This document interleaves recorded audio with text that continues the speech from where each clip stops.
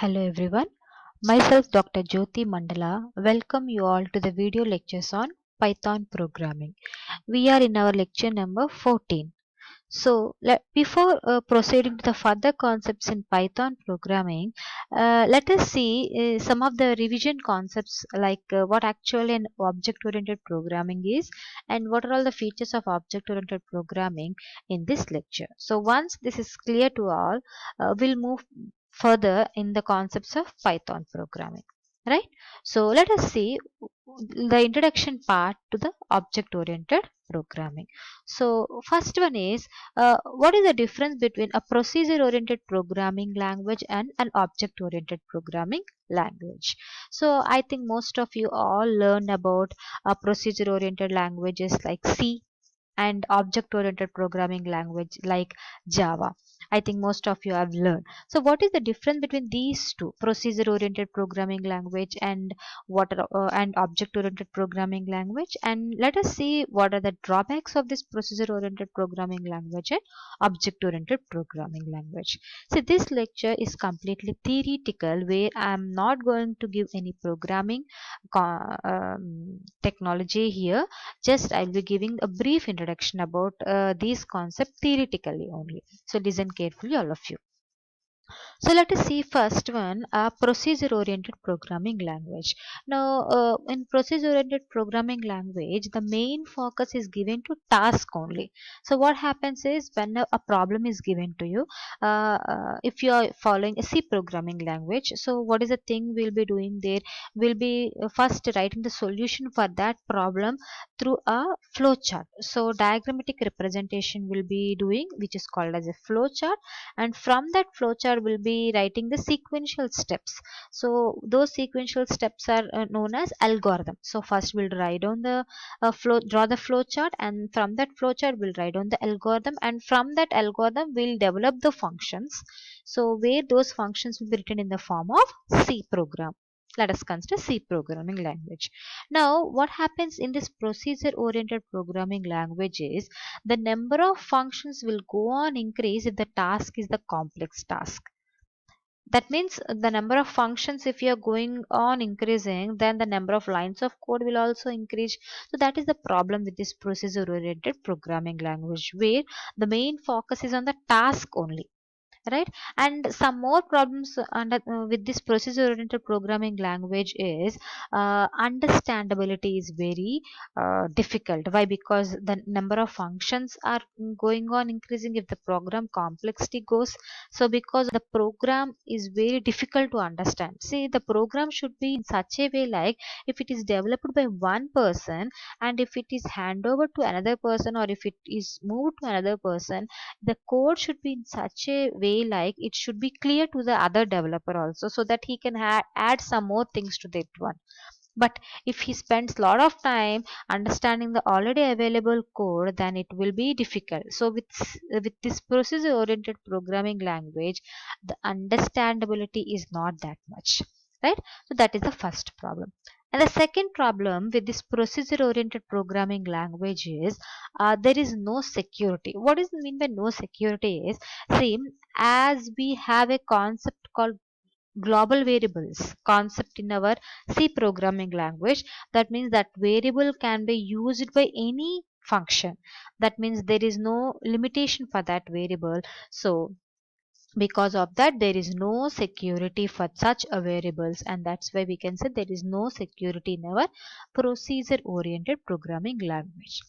And the third most important disadvantage of with our procedure oriented programming language is code reusability is not at all possible.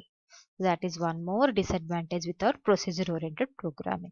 So these problems can be solved in our object oriented programming language, where the main focus is on object and class.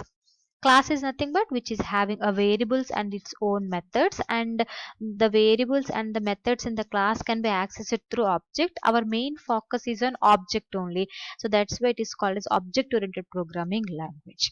So what are the advantages of this object oriented language is, it provides security which is not there in our procedure oriented programming language, and the security is provided by the specifiers. Okay, and also it is oriented programming language. Understandability is more in object oriented programming language, where a simple task can be divided into multiple classes. We'll learn in future how that can be done in Python, but this is one object oriented programming language. And also code reusability is also possible with our object oriented programming language. So what are all the problems are there in procedure oriented programming language can be solved in our object oriented programming language, right? So this is the difference between these two programming language. Now let us see what are all the object oriented programming features. So the first feature is encapsulation. Encapsulation is mainly used for security. Now let me explain this one with a simple example. Let us consider you have brought something from a shop, and instead of keeping that one in a building or in your house, what if you put that one in on a road, then what happens, everyone can use that one.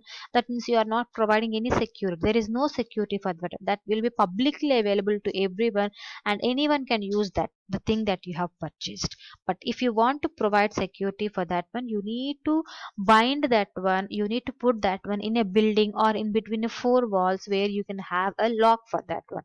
So the same concept will be applied in our object oriented programming also, where what are all the variables we have that are not placed publicly, so that anyone can't misuse that one, anyone cannot use that one. Those variables are not global, variables are local, so variables are not placed publicly. So hence in object oriented programming language we will wrap this, that means we will bind these variables and methods into one class, and this is called as encapsulation. So if you are not binding the variables and methods as one, what happens is the variables can be used by anyone. There is no security concept, which is lacking in our procedure oriented programming language. So in object oriented programming language we have a feature called encapsulation. I am repeating the definition one more time. Wrapping up of or binding up of the variables and methods into one class is called as encapsulation, right? Which is mainly used for security. The second one is called as a data abstraction. The main use of data abstraction is nothing but hiding. What is the meaning of this one is, see, without knowing the internal features, we are using the things.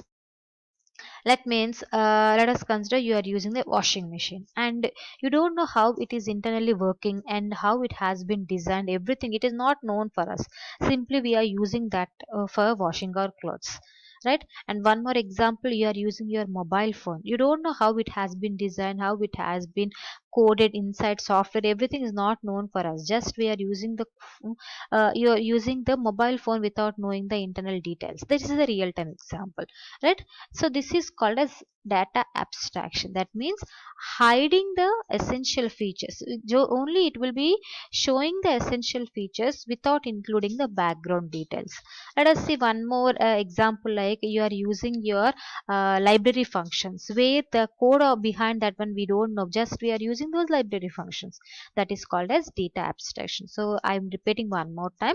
Data abstraction is defined as representing the essential features without including the background details, right? So it is mainly used for hiding, right? Next feature is polymorphism. Poly is nothing but this polymorphism word has been taken from a Greek word. Poly is nothing but many. So many forms. If anything exhibits many forms, then it is called as polymorphism. That means a thing will be behaving depending upon depending in a different in a uh, changing its behavior depending upon the situation. Let us take a simple plus operator. If it has been used between two integers, then it will be an addition. If it is be taken between two strings, then it is concatenation. So a plus symbol is behaving in two different ways depending upon the situation. So that is called as a polymorphism. So uh, uh, ability to behave or ability to change its behavior depending upon your situation is called as a polymorphism. In Java programming language, we have operator overloading, method overloading. So these are some concepts behind this polymorphism. Right. The next one feature is platform independent. Platform independent is nothing but if irrespective of the operating system whatever you are using, you should be in a position to execute, you should be in a position to compile your code, and such a feature is called as a platform independent, and your object oriented programming language is platform independent, right? Next object oriented programming feature is inheritance. Inheritance is nothing but the literal meaning of inheritance is in a day-to-day scenario you will be saying like you got an inherited property from your parents or from your ancestors.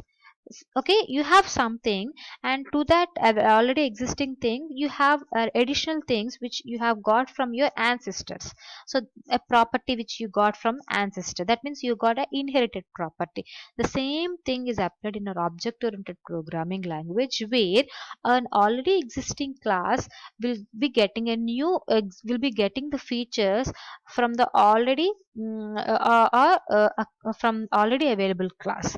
So creating a new class from the already existing class is called as an inheritance. Or you can have a definition saying like objects of one class acquiring the properties of another class. A simple example let me take, like you have a textbook, original textbook will be there. If you xerox that textbook, that means from xerox of that textbook, two or more textbooks can be xeroxed and you can create one an study material of your own, and that is called as inheritance. Got it all of you? So this is one more feature of your object oriented programming, right? So next one is class and object. About this class and object we'll see in our next lecture in detail. So what actually a class is and how object can be created in Python we'll see in our next lecture, right? So these are some of the object oriented features which is also applicable to our Python programming language, which is encapsulation, which is used for security; data abstraction, which is used for hiding the background details; polymorphism is nothing but behaving in different ways in different situations; platform independent is nothing but it is independent of the operating system you are using; inheritance is nothing but already existing things, or one class properties can be acquired by another class object. So that is called as inheritance. And what actually class and object is, that we'll see in our next class. But for the time being, remember like class is nothing but it specifies the features of the object. This is completely an imaginary part, and this is completely an real part. So here you will be telling what actually is required for that, and here you will be uh, producing an object which matches the requirements of by this class. So class is nothing but an imaginary part, and object is nothing but a real time entity. A simple example, if you people want, class is nothing but you will be asking for some feature for my mobile phone, where you will be telling like I want this camera, I want this processor speed, and I want this display capacity, and it should support this gaming these types of games, like that if you tell, then that is called as class.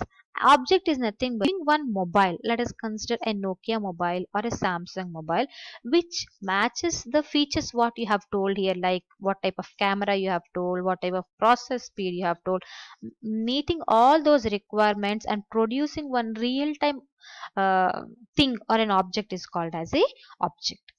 Got all of you? In detail about this class and object we'll see in our next lecture, right? So with this we'll come to an end of our 14th lecture, which is about introduction to object oriented programming. Okay, so we'll all meet in our next lecture. Thank you.